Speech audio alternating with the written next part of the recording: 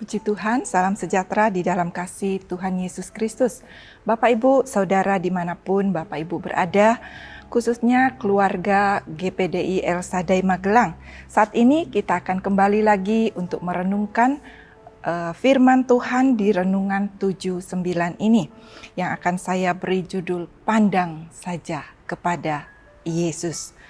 Bapak Ibu Saudara, melihat apa yang sedang terjadi di dalam dunia ini, di hari-hari terakhir ini, ada banyak hal yang membuat orang menjadi takut, ada banyak orang menjadi khawatir, gelisah, bahkan ada orang-orang percaya yang menjadi lemah imannya, dan bahkan mereka kecewa dengan keadaan dunia di hari-hari terakhir ini. Kenapa Bapak Ibu Saudara?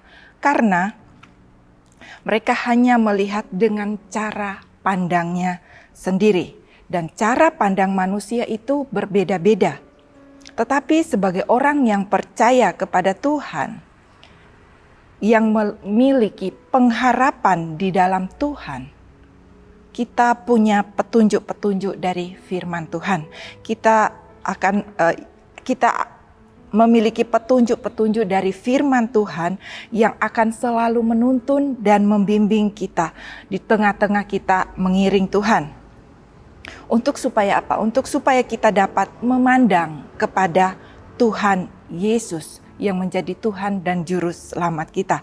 Nah, itu sebabnya melalui firman Tuhan yang akan kita renungkan bersama-sama saat ini, kita akan belajar dan melihat dari apa yang dicatat di dalam kitab 2 Raja-Raja, pasalnya yang ke-6, ayatnya yang ke-15 sampai ayatnya yang ke-16, karena hari ini bacaan Alkitab kita adalah di kitab 2 Raja-Raja, pasalnya yang ke-5 sampai pasalnya yang ke-8, dan pasal yang ke-16 ayatnya yang ke-15 sampai ayatnya yang ke-16 inilah yang akan menjadi renungan kita saat ini.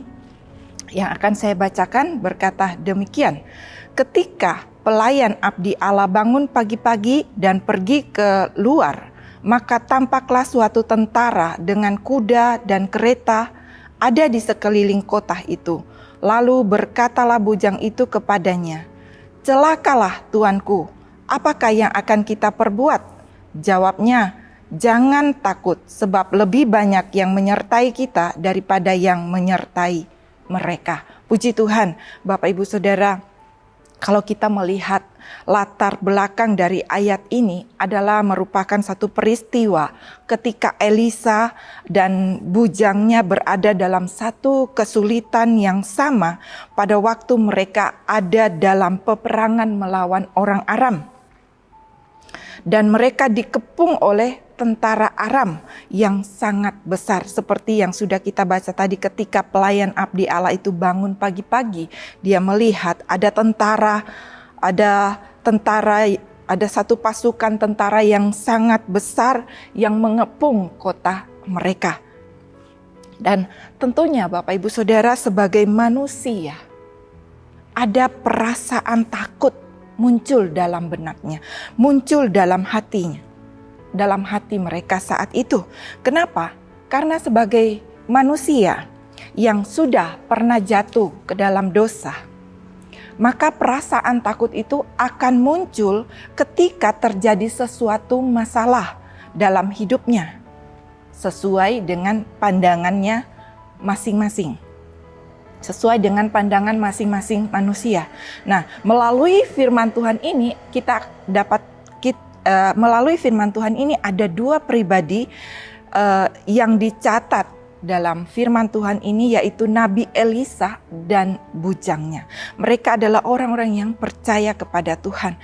Dan kalau kita perhatikan apa yang dicatat pada ayatnya yang ke-15 sana, dikatakan demikian: ketika pelayan abdi Allah bangun pagi-pagi dan pergi keluar, maka tampaklah suatu tentara dengan kuda dan kereta ada di sekeliling kota itu. Lalu berkatalah bujang itu kepadanya, celaka tuanku.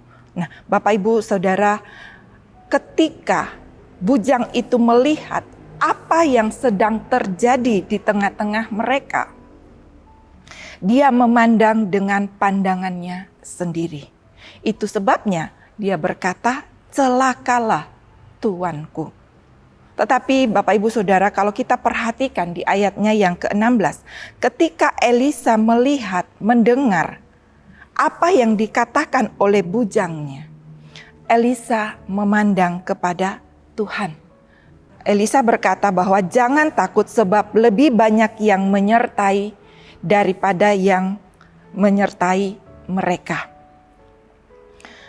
Dan ini adalah satu bukti bagaimana Elisa memiliki satu pandangan di mana dia hanya memandang kepada Tuhannya.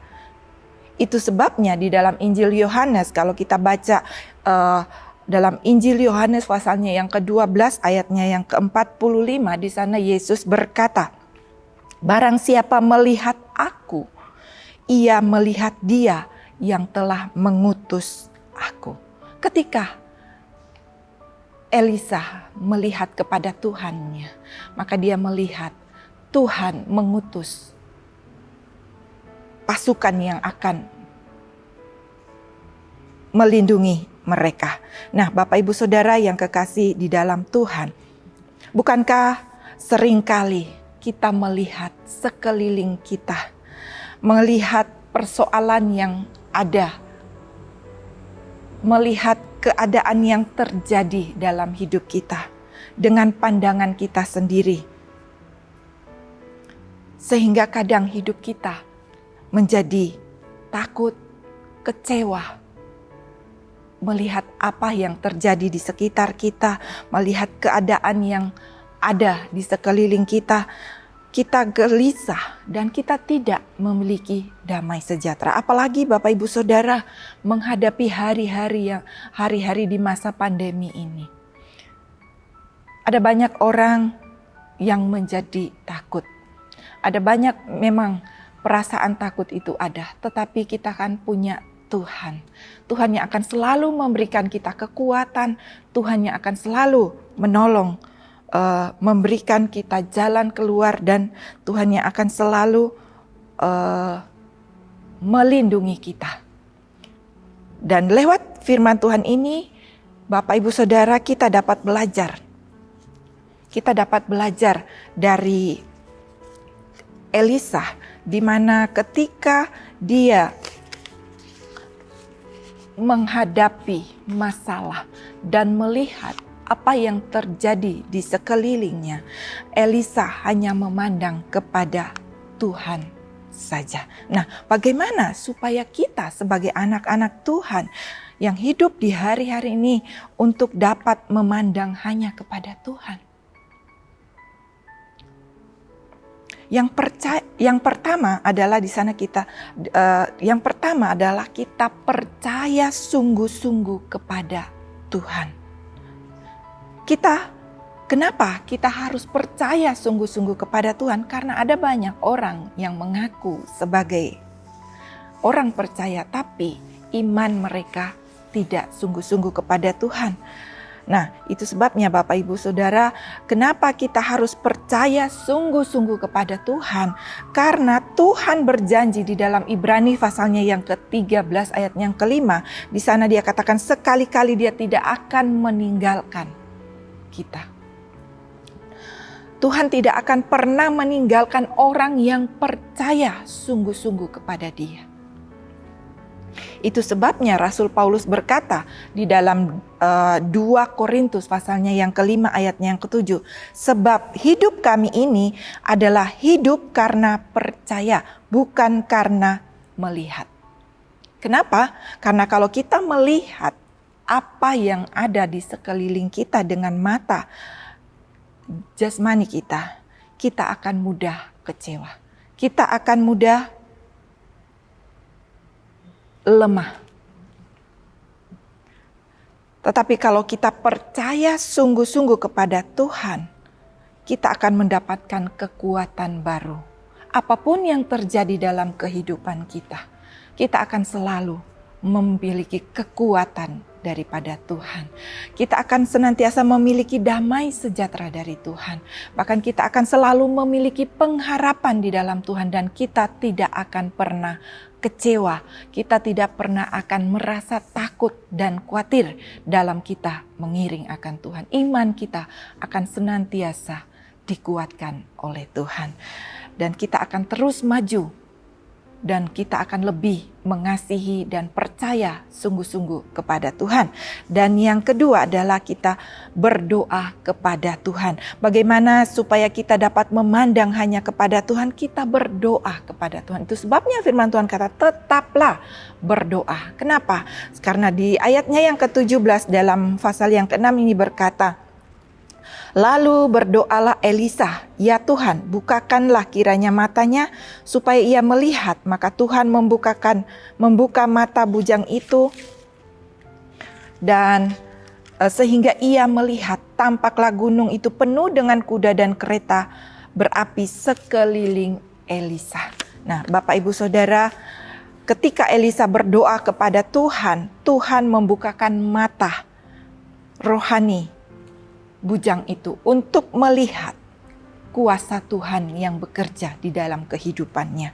Nah, itu sebabnya Bapak Ibu Saudara, Matius 21 ayatnya yang ke-22, apa saja yang kamu minta di dalam doa dengan penuh kepercayaan, kamu akan menerimanya. Itu sebabnya Bapak Ibu Saudara, mari kita mau tetap sungguh-sungguh percaya kepada Tuhan.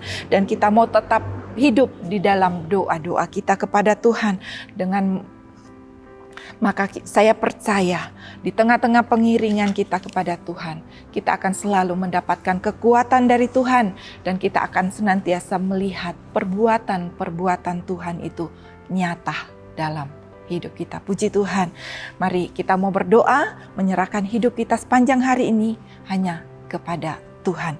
Bapa yang ada di dalam sorga, saat ini kami bersyukur lagi kepada Engkau karena Engkau sungguh Allah yang tidak pernah meninggalkan kami. Lewat kebenaran firman-Mu mengingatkan kami untuk terus memandang hanya kepada Engkau, Tuhan yang menjadi Tuhan dan Juru Selamat kami. Karena Engkau, ya Tuhan, yang membuat pelita mata hati kami, Jemaat GPDI El Shaddai bercahaya. Tuhan Allahku menyinari kegelapan. Terima kasih banyak Bapa di dalam surga. Biarlah terang kasih-Mu, terang firman-Mu terus membimbing kami, menuntun kami kepada jalan-jalan kebenaran-Mu Tuhan.